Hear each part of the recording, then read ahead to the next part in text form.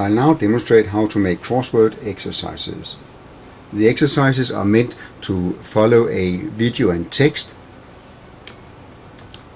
from Friendly Robotics called RoboMo. So I have already stored that video and text in the directory called Exercises 1 on the C drive. And this is also where I will now store the new exercises. I click on the J cross potato to launch the program.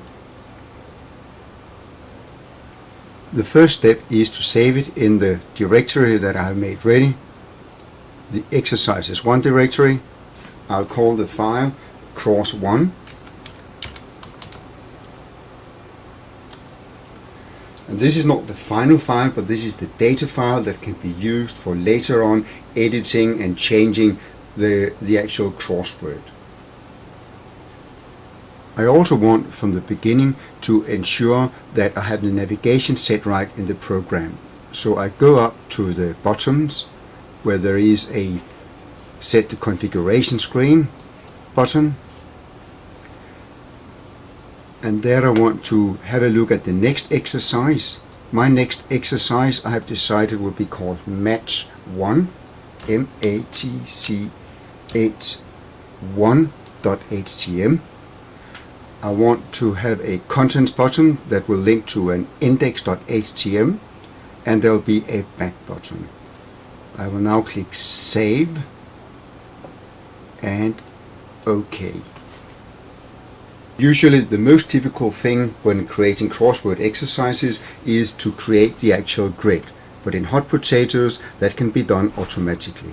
I have to click on the Make a Grid button there, and then I will enter the words that I want in the crossword.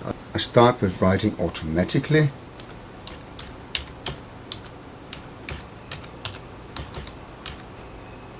And I have already made the other words ready there. So now I have a list of words, and all I have to do now is to click on Make the Grid. And there it is. And of course there will be no crossword without some clues, so the student knows what to type in. So I add the clues.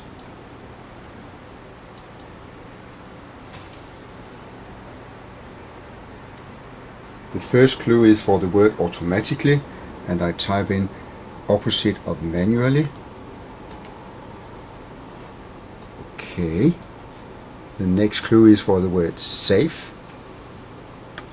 I here type in not dangerous and click OK.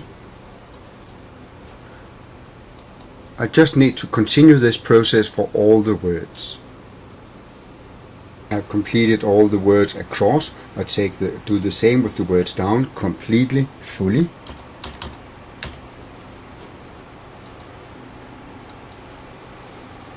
When I have completed all the descriptions, I click on the green OK button.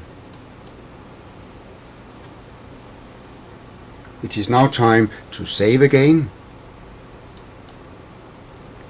And I can see the result by clicking the web grid.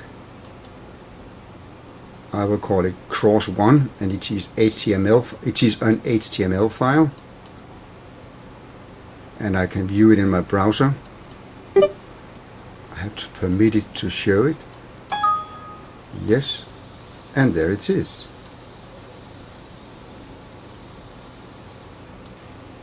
I just try one of them. I click on free. A patch of grass, a lawn.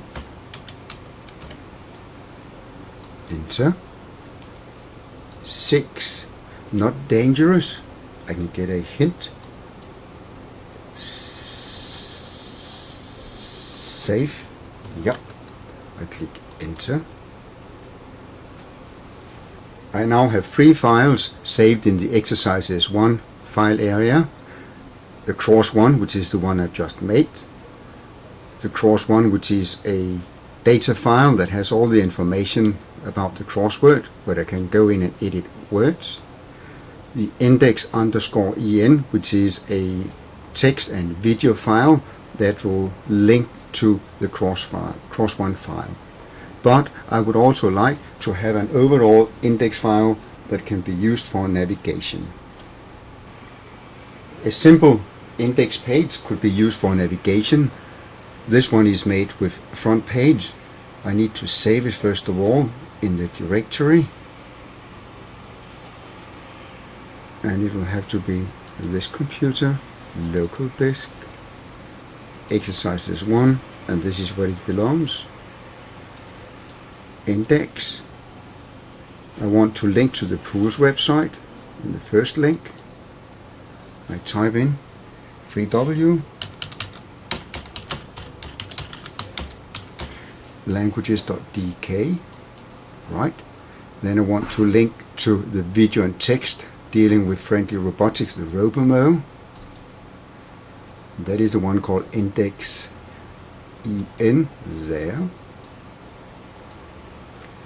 And the exercise A, the crossword exercise, that is the one called Cross1. So now I have a navigation document or navigation HTML page that can be used. The resulting page, which is very simple, links to the pools website, goes to the friendly robotic video and text. Let's try that.